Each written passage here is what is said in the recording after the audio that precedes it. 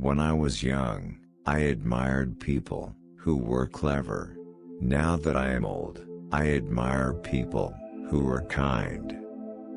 To be old can be glorious if one has not unlearned how to begin. Egos appear by setting themselves apart from other egos. What is manifold is often frightening because it is not neat and simple. Men prefer to forget how many possibilities are open to them. Nothing can doom man but the belief in doom, for this prevents the movement of return. If a person kills a tree before its time, it is like having murdered a soul. Solitude is the place of purification. Play is the exaltation of the possible. There are three principles in a man's being and life: the principle of thought, the principle of speech, and the principle of action.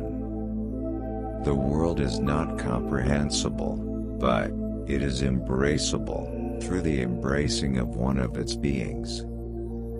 The basic word, I and you, can only be spoken with one's whole being. The basic word, I and it, can never be spoken with one's whole being. Spirit is not in the I, but between I and you. Feelings are entertained, love comes to pass.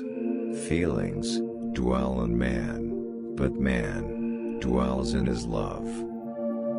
Love is responsibility of an I for a you. In this consists what cannot consist in any feeling, the equality of all lovers. The only possible relationship with God is to address Him, and to be addressed by Him, here and now, or, as Buber puts it, in the present.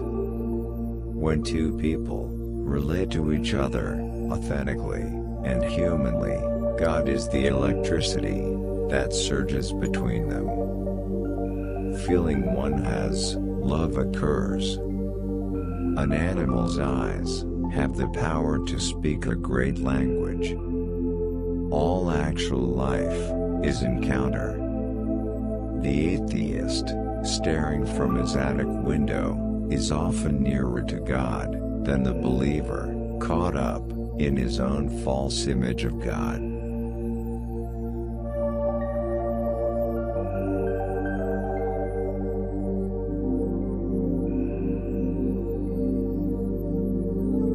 The real struggle is not between East and West, or capitalism and communism, but between education and propaganda. The world wants to be deceived. All journeys have secret destinations, of which the traveler is unaware. Martin Buber was born in Vienna on February 8, 1878. He was an Austrian Jewish and Israeli philosopher, best known for his philosophy of dialogue, a form of existentialism, centered on the distinction between the I-thou relationship and the I relationship. Buber came from a family of observant Jews, but broke with Jewish custom to pursue secular studies in philosophy. In 1923, Buber wrote his famous essay on existence, Ich und Du, later translated into English as I and Thou, and, in 1925, he began translating the Hebrew Bible into the German language, reflecting the patterns of the Hebrew language. He began reading Immanuel Kant, Søren Kierkegaard, and Friedrich Nietzsche. The latter two, in particular, inspired him to pursue studies in philosophy. In 1896, Buber went to study in Vienna, philosophy, art history, German studies, and philology. In 1930, Buber became an honorary professor at the University of Frankfurt am Main. but resigned from his professorship, in protest immediately after Adolf Hitler came to power in 1933. He then founded the Central Office for Jewish Adult Education, which became an increasingly important body, as the German government forbade Jews from public education.